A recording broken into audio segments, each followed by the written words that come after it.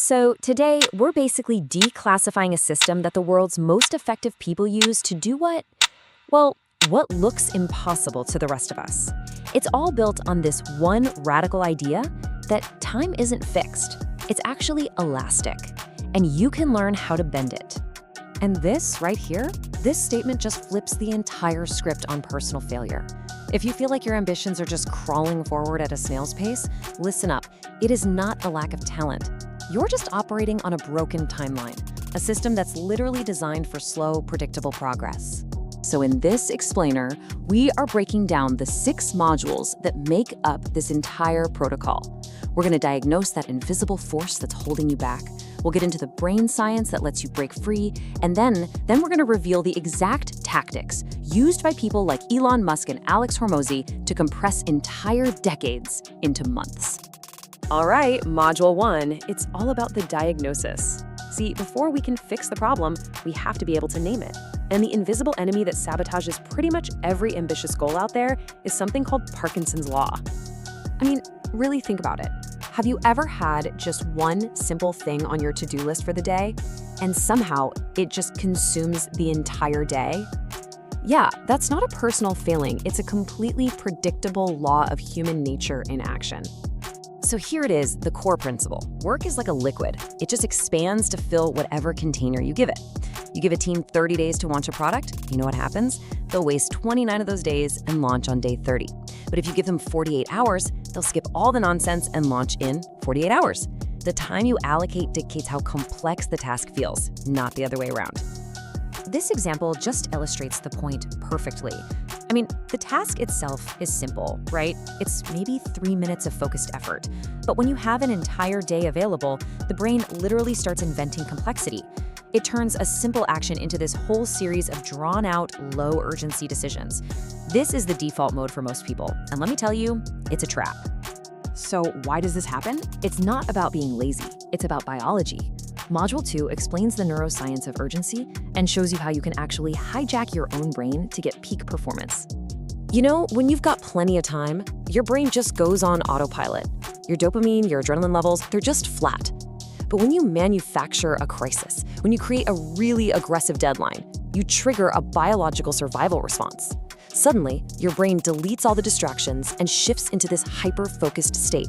Let's break down what's actually happening up there. Your prefrontal cortex, which is kind of like the CEO of your brain for deep work, needs uninterrupted time. A single glance at your phone can reset a cognitive timer that takes up to 25 minutes just to get back on track. A distant deadline, it fails to trigger that dopamine rush you need to chase a goal.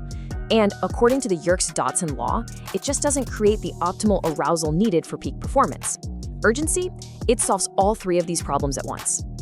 Okay, so now we move to the first counter protocol. If Parkinson's Law is the disease, then aggressive time boxing, the kind pioneered by Elon Musk, is one of the most powerful cures out there. Now, the goal here isn't just to work faster. It is to completely shatter your current slow way of thinking.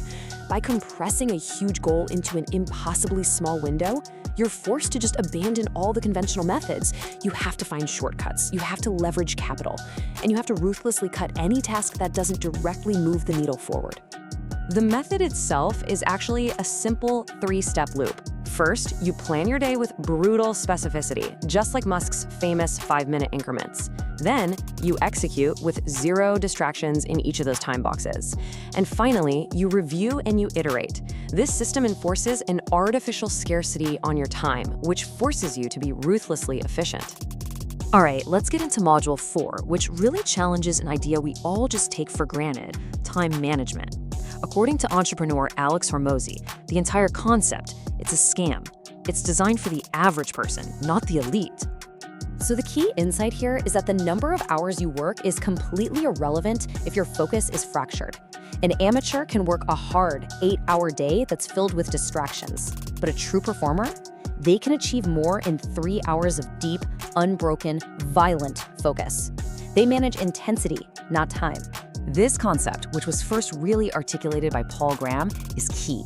See, most of us get trapped in what's called a manager's schedule, where our day is just chopped up into these tiny blocks for coordinating things. But real progress, building things, creating value, that requires a maker schedule with these big protected blocks of deep work. A single meeting can destroy a maker's entire morning because of the cognitive residue it leaves behind. And now for the mathematical core of collapsing time. Module 5 is all about leverage. This is how you escape the trap of just trading your time for money. This slide shows the fundamental difference between these two timelines. The linear trap is where most people live. 1 hour of input equals 1 unit of output. But to collapse time, you have to build an exponential machine. You do the work once to create an asset, like code or media or a system, and that asset works for you 24/7, scaling infinitely.